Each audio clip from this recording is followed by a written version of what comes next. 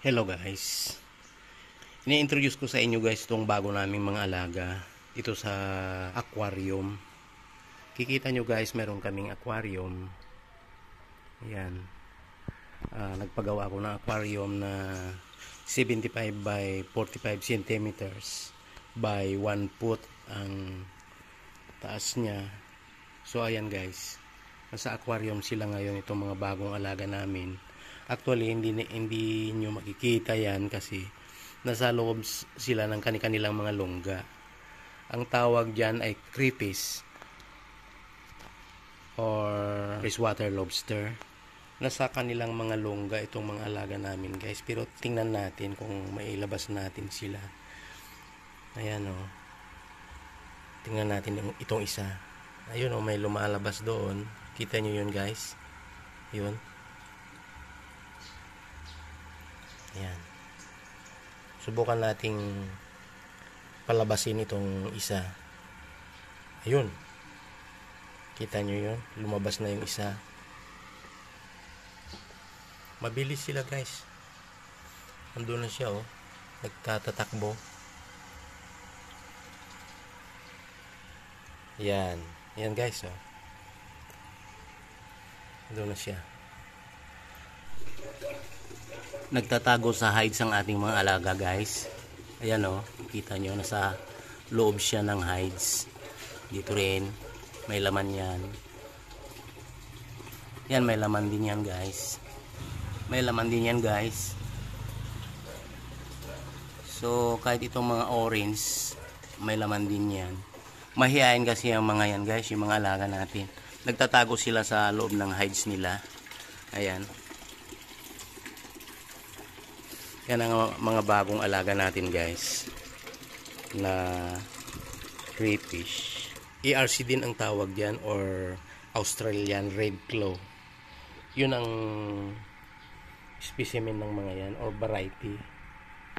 ARC. Kasi marami ding klase ang mga crayfish.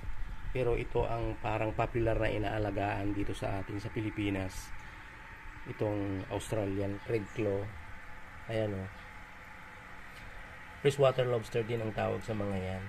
Bumili kami ng pang breeder sana. Kaya lang, itong nabili namin maliliit pa. Usually, ang pang breeder na size 5 to 6 inches. Pero itong nabili namin guys, mga 3 inches yan. 2 inches to 3 inches.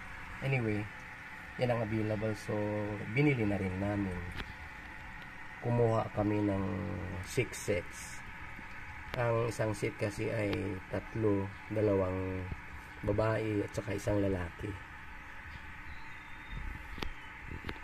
Ayan. Nagpagawa ko ng aquarium para dyan sila muna ilalagak habang pinapalaki namin sila. Pero later on, pag dumami yan, kailangan lang mas malaking paglalagakan sa kanila. So, nagpapagawa din ako ngayon ng trapal fund. Doon ko alagaan ng mga yan pag lumaki na sila at saka nanganak. Kasi sigurado manganganak yung mga yan.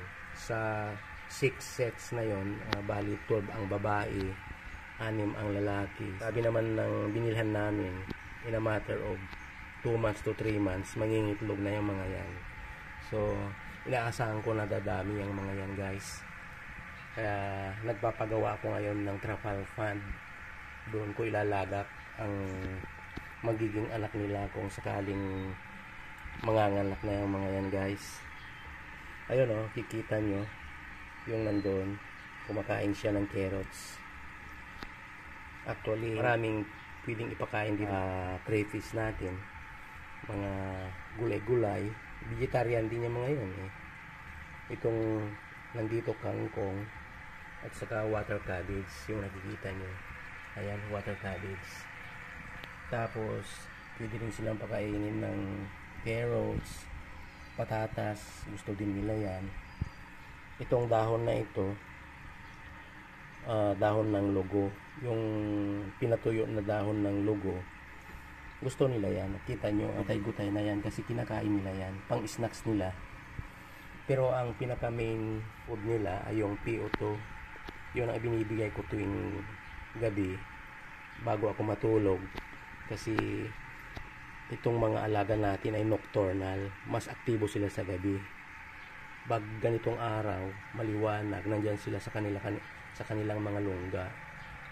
Itong setup namin na aquarium, ayan, mayroong aerator para sa ganon may oxygen yung tubig. Ang importante kasi malinis yung tubig nila, guys, para hindi sila mamatay. Pinapalitan yung tubig usually mga once or twice a week. Tapos may mga isda din na maliliit, gaffy fish yata ang tawag dyan. Yan ang tagalinis ng tubig. Kinakain nila yung mga maliliit na dumi dyan. Nililinis nila ang tubig. Kailangan walang amonya ang tubig. Pag nagkaka-amonya yung tubig, yun, na doon namamatay ang ating mga crayfish. So kailangan maglinis tayo once or twice a week, depende sa ating setup saka sa bilis ng pagdumi ng tubig. Yan, meron ding filter na sinet up dyan sa itaas, nakakatulong din yan.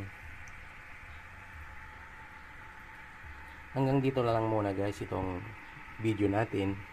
Sa susunod, marami pa akong ikikwento, guys, sa tungkol sa mga alaga natin.